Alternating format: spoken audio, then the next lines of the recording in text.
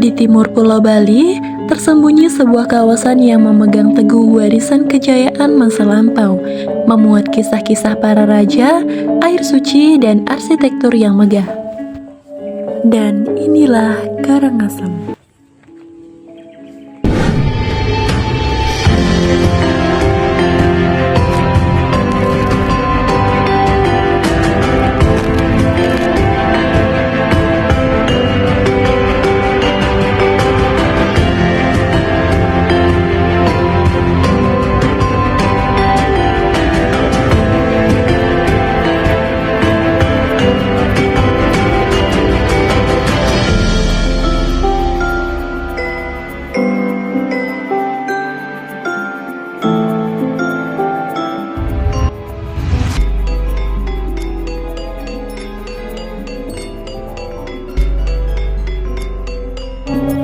Bersama saya, dengan berbagai kisah yang ada di Karangasem, mari kita telusuri, mari kita belajar mengenai Kerajaan Karangasem.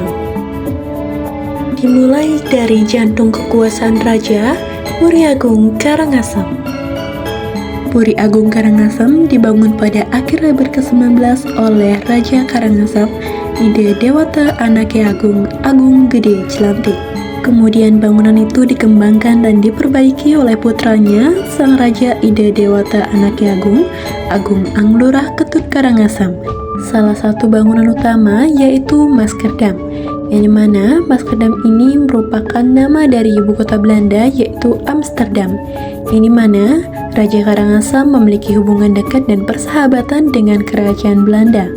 Karena masyarakat lokal memiliki cara pendengaran dan pengucapan mereka sendiri, terjadilah pergeseran penyebutan dari Amsterdam menjadi Maskerdam. Selain itu, terbukti juga pada penamaan bangunan yaitu London, yang berfungsi waktu itu sebagai dapur istana raja. Di Jawa Tengah terdapat kolam besar yang di tengahnya terdapat bangunan yang disebut dengan Balai Kambang yang sering digunakan untuk berbagai pertemuan dengan penglingsir, pertunjukan tari-tarian Bali, maupun tempat berlatih penabuh gamelan. Di sebelah barat laut kolam terdapat bangunan tinggi yang disebut dengan Balai Pawedan yang difungsikan untuk berbagai macam upacara seperti wadalan, potong gigi, hingga upacara perebon atau kremasi. Ide Dewata Raja Anake Agung, Agung Anglurah Ketut Karangasem meninggal pada Desember 1966 dan diplebonkan pada Januari 1967. Sejak kepergiannya, tidak ada lagi yang berdiam di Maskerdam. Terdapat pula Balai Ekalanga yang digunakan sebagai rumah pernikahan. Rumah itu sebagai kenang pernikahan antara sang raja dengan permaisuri Ratu Istri Oka Cakrakusuma dari Kerajaan Lombok. Sang Raja Karangasem terakhir merupakan ahli dalam tari Bali serta pengukir kayu yang luar biasa. Dengan semangat pemanifestasian idenya, ia membangun taman dan istana peristirahatan yang dikelilingi air. Semangatnya dalam menyelaraskan alam dan seni, kegemaran dalam memadukan motif tradisional dengan material modern, menyeimbangkan geometri Eropa dengan rasa Bali akan tempat dan bentuk simbolik, dapat dilihat pada istana air yang ia bangun. Istana Air Ujung pada tahun 1926 dan Tirta Gangga pada tahun 1948 dengan dikaruniai 16 putra, 19 putri, dan 90 cucu, maka gambar mereka terpampang di Maskerdam dan Museum Tirta Gangga.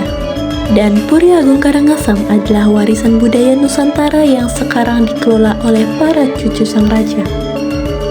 Setelah kita melihat pusat pemerintahan Kerajaan Karangasem yang sakral di Puri Agung, kita beralih ke sebuah mahakarya arsitektur yang menunjukkan kemegahan tertinggi dari Raja Karangasem. Inilah Taman Sukasada Ujung.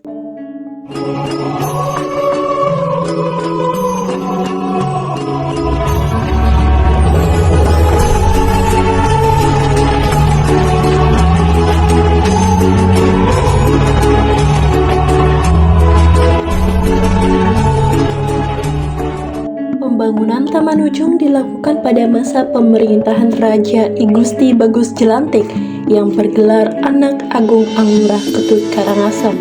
Dalam prosesnya, turut dilibatkan arsitek asal Belanda, yaitu Van den Hens, dan arsitek asal Cina, yaitu Lotto Ang. Taman Ujung resmi dioperasikan pada tahun 1921.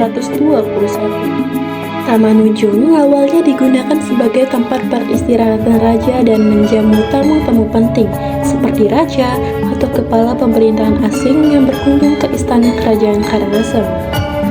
Di taman ini terdapat 3 kolam besar. Di tengah kolam paling utara ada bangunan utama yang dihubungkan oleh 2 buah jembatan. Sementara di sebelah barat kolam, di tempat yang agak tinggi, terdapat bangunan yang berbentuk bundar yang disebut dengan Balai Bengong. Patung warak yang besar diletakkan di sebelah utara taman, namun peninggalan tersebut sempat hancur akibat gempa bumi saat gunung meletus, khususnya akibat gempa bumi tahun 1979. Taman Ujung disebut sebagai contoh hasil akulturasi budaya yang serasi antara arsitektur tradisional lokal Bali dengan arsitektur Eropa, Cina, dan Timur Tengah. Berdasarkan hasil penelitian arkeologis historis, diketahui bahwa arsitektur Bali tampak pada motif dekorasinya, yakni berupa cerita-cerita wayang serta motif patra lainnya.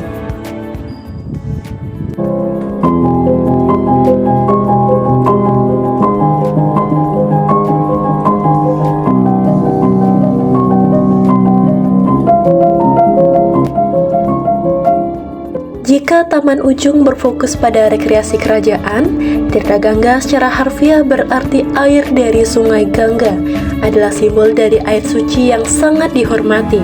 Tempat ini dibangun pada tahun 1946 oleh Raja Karangasem terakhir sebagai tempat pemandian dan juga taman untuk meditasi. Tempat ini lebih rimbun, lebih intim dan airnya mengalir dari mata air alami di bawah pohon beringin suci. Air ini dipercaya membawa berkah yang digunakan dalam upacara keagamaan. Di balik keindahannya saat ini, taman ini mengalami kerusakan parah akibat letusan Gunung Agung pada tahun 1963, namun kembali dipulihkan oleh pemerintah Kabupaten Karangasem dan saat ini dijadikan objek wisata. Menurut anak Agung Madeko Salya, dahulu Raja Karangasem membangun Taman Tirta Gangga ini sebagai tempat rekreasi untuk keluarga istana. Namun, terdapat prasasti yang menyatakan bahwa Taman Tirta Gangga dibuka untuk umum.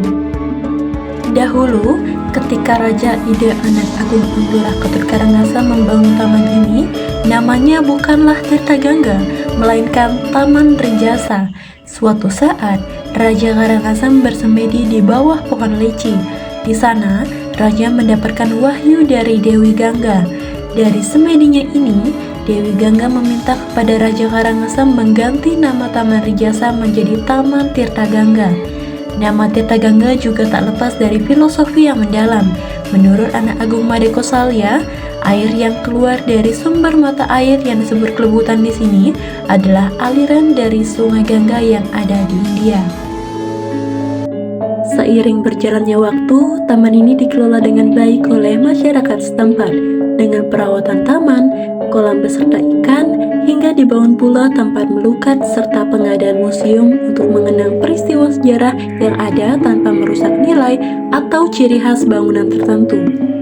Dari Puri Agung Karangasem, Taman Sukasada Ujung hingga Taman Tirta Gangga, kita telah melihat bagaimana Kerajaan Karangasem meninggalkan warisan yang begitu bernilai.